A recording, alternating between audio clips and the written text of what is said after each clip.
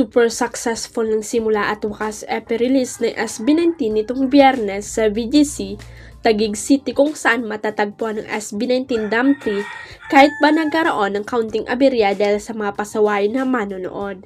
Maayos naman sana ang event dahil matyagang naghintay at nakipagsaya ang solid at legit 18 tawag sa fans ng P-Pop Kings para suportahan ang kanilang mga idolo, pero may mga taong nagpasimula ng gulo.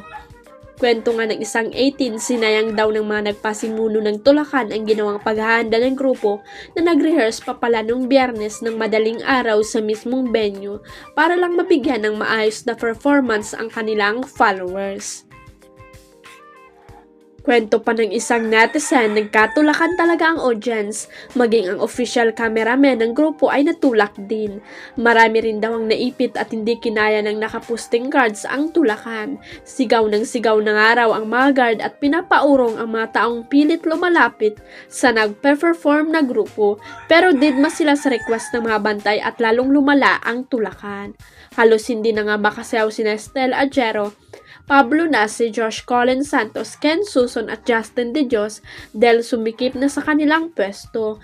Pero the show must go on pa rin at hindi hinayaan ng grupo na masira ang kanilang pagkanta at pagsayaw para sa kasiyahan na rin ng 18. Hindi na ba nabigo ang mga fan na maaga pa lang ay abangers na sa Dam 3 kahit super init ng panahon.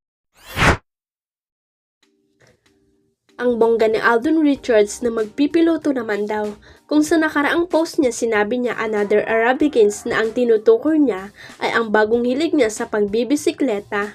Hindi pa pala natatapos iyon dahil meron pa siyang ibang gustong gawin. Sa caption niya sa bagong post niya ay sinabi naman niyang reaching new heights one flight at a time. Kasama ang mga litrato habang nasa isang pilot training school. Tinanggap na raw pala niya ang offer na scholarship sa kanya. Hindi lang daw pala niya iyon pangarap kundi pati na rin ng tatay niya. Mahilig daw talaga siya sa matataas na lugar at nag-skydive pa nga raw siya sa Dubai at sabi pa niya, I love to fly. Sabi ng follower niya ay wala raw magawa si Alden sa pera niya at sigurado na bibili pa yun ng sariling eroplano kapag ganap na siyang piloto. Kung afford niya naman, diba? Dagdag pa ang kapugian niya kaya bagay na bagay talaga sa kanya ang maging piloto. At ang wais lang din talaga niya sa pera dahil alam niyang di naman forever ang showbiz career niya, kaya ngayon pa lang ay may full vac na siya kung sakali.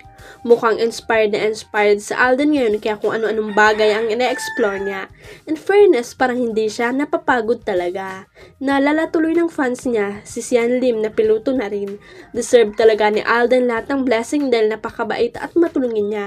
Kaya fly high Alden! Huwag kalimutang i-click ang subscribe button at i-ring ang notification bell para sa latest at legit chika updates.